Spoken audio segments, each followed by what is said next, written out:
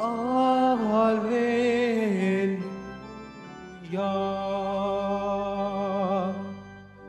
Balita sa inyo ngayon, salita ng Panginoon, iiral habang panahon.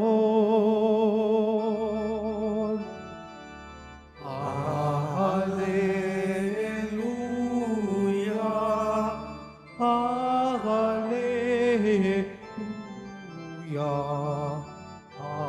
Hallelujah.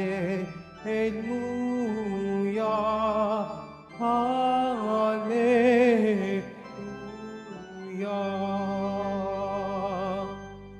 Sumainyo ang Panginoon.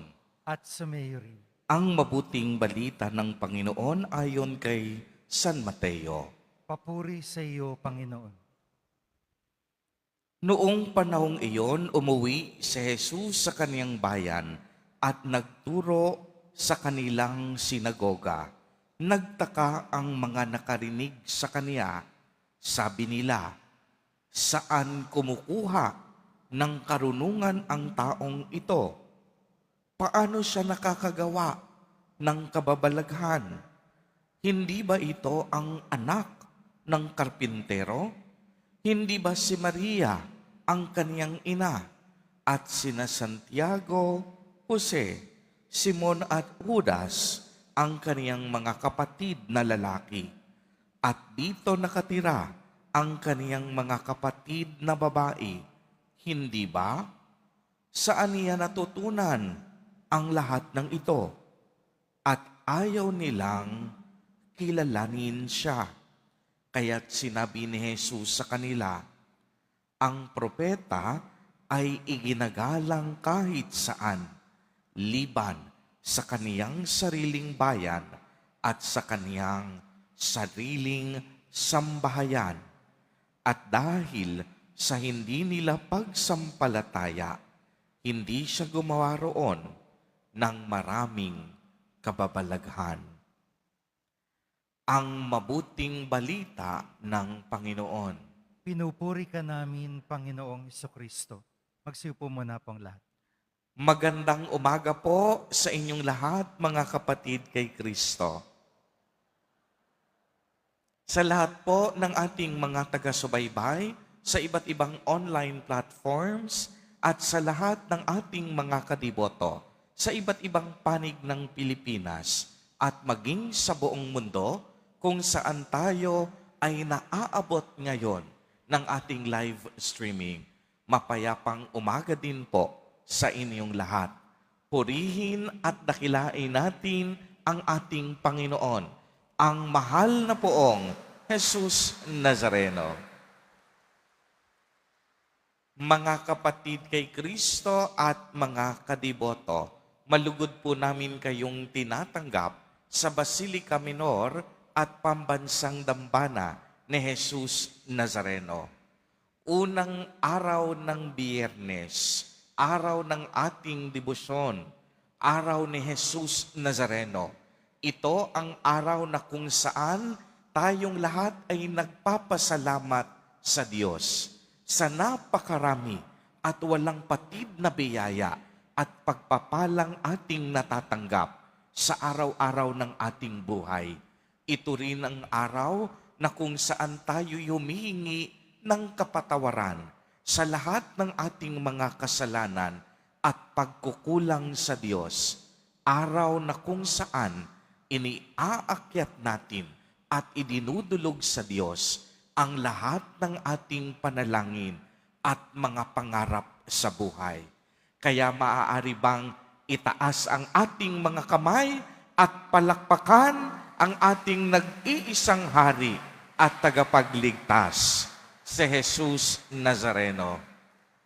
Alam po ninyo, baka hindi ninyo napapansin, napakabilis ng takbo ng buwan. Parang kailan lang tayo ay nagpista ng mahal na poong Jesus Nazareno.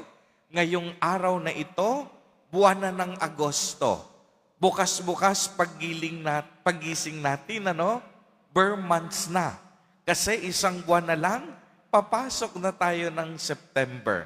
At ngayon pa lang, no, ang pamunuan, ang komunidad ng Quiapo ay unti-unti nang naghahanda para sa kapistahan ng mahal na Poong Jesus Nazareno para sa taong 2026. Ganyan kabilis ang panahon.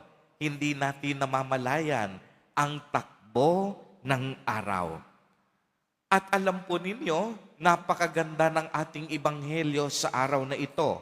Maliwanag nating narinig na si Jesus bumalik sa kaniyang sariling bayan, sa bayan niya ng Nazareth, upang mangaral ng mabuting balita at nagturo siya sa loob ng sinagoga. Pero kapansin-pansin, maraming tao, halos karamihan ng taong bayan, namangha at talaga namang nabigla. Marami sa kanila parang hindi makapaniwala at lubos silang namangha sa kanilang nakita at napagmasdan. Nakita nila, narinig nila si Jesus Nazareno nangangaral ng mabuting balita. Kaya anong unang ginawa nila? Nagtanong sila, di ba si Jesus Nazareno? Yan yung anak ni Jose. Karpintero ang tatay niyan. Kilala namin yan. Di ba't anak yan ng simpleng si Maria? Anak yan ng simpleng tao. Pero laking gulat nila. Si Jesus Nazareno nagsasalita na parang isang dalubhasang propeta. Ano ang ibig sabihin? Hindi nila lubos maunawaan ang katangian ni Jesus Nazareno. Kaya imbis na tanggapin ang pagka-Diyos ni Jesus, silang lahat nag-alinlangan, nagtanong, at tila bagay yung iba na iinggit sa nakita nilang kagalingan ni Jesus Nazareno. Kaya naman siguro, no, makakasiguro tayo na para kay Jesus Nazareno, ito ay isang malungkot na karanasan. Dahil sino ang hindi tumanggap sa Kanya? Mismong sarili niyang kababayan. Pagkatapos niyang magbalik, nananabik siya sa kaniyang mga kabarangay, kabaryo, kalugar, pero imbis na tanggapin at maging proud sila kay Jesus Nazareno, anong sabi sa kanya? Pinagdududahan. Anak lang yan ng karpintero eh.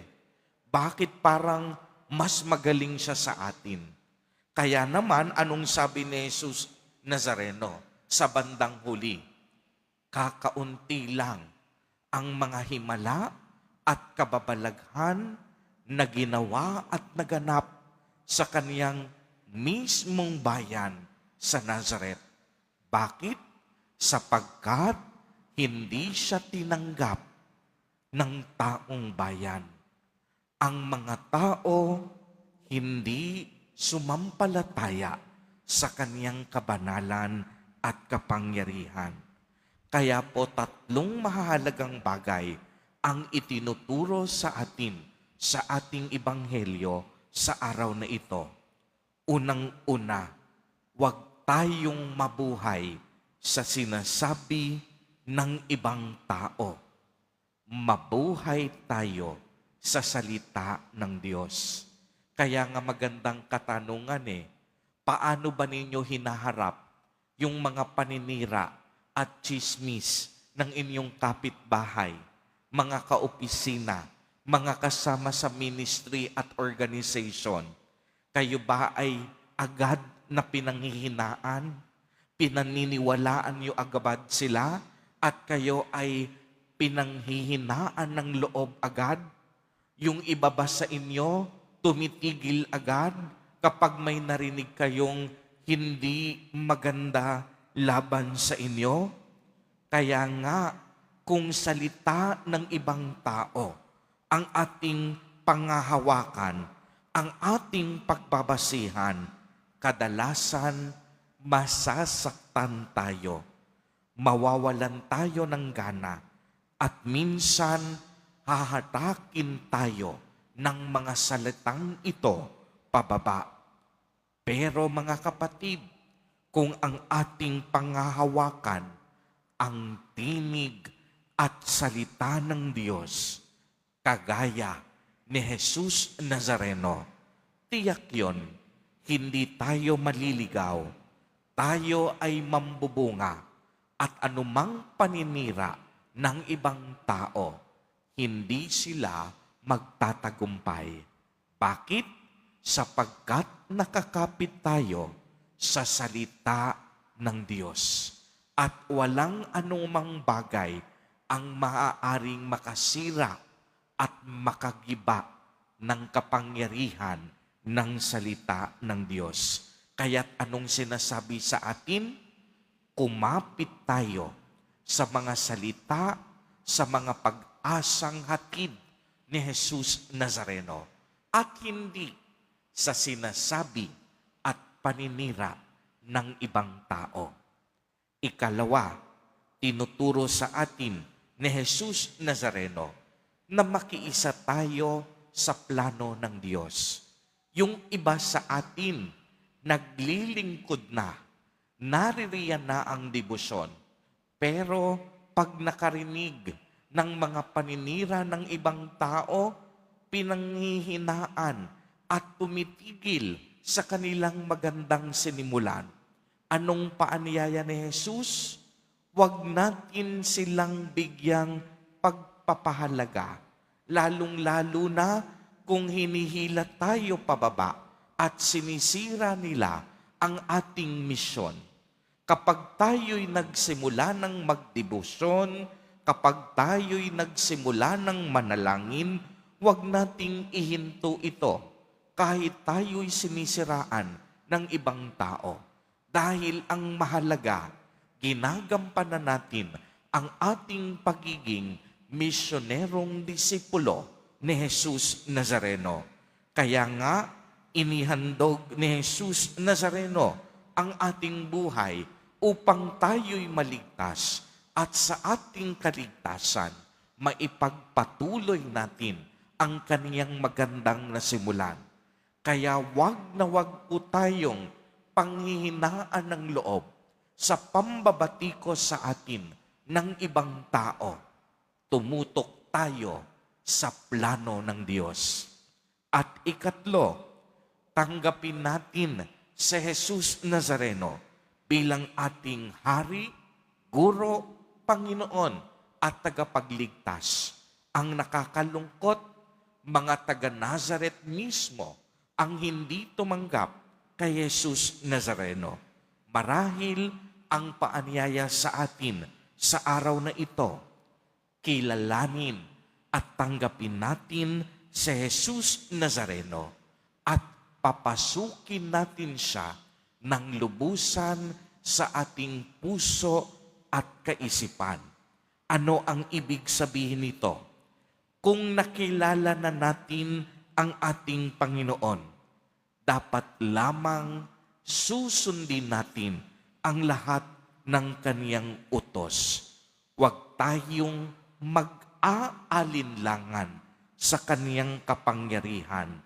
Huwag tayong magduda sa mga bagay, sa mga himala na pwedeng gawin ni Jesus Nazareno sa ating buhay. At higit sa lahat, kay Jesus Nazareno, tayo ay kakapit at aasa. Mga kapatid kay Kristo, sa pagpapatuloy po ng ating banal na Eucharistia, naway mas lalong lumalim, mas lalo nating makilala, at mas lalo nating tanggapin si Jesus Nazareno bilang bugtong na anak ng Diyos. Siya ang isinugo ng Ama upang tayo ay huwag maligaw sa ating paglalakbay. Isinugo siya bilang hari, guro at tagapagligtas upang maging tanglaw at inspirasyon natin sa ating buhay. Tanggalin din sana natin ang anumang uri ng puot at pagkainggit sa ating mga puso, sapagkat ang mga ito ay mga hadlang at balakid upang tayo ay makapamuhay ng tahimik at payapa. Amen. Purihin at nakilain natin ang ating Panginoon, ang mahal na poong Jesus Nazareno.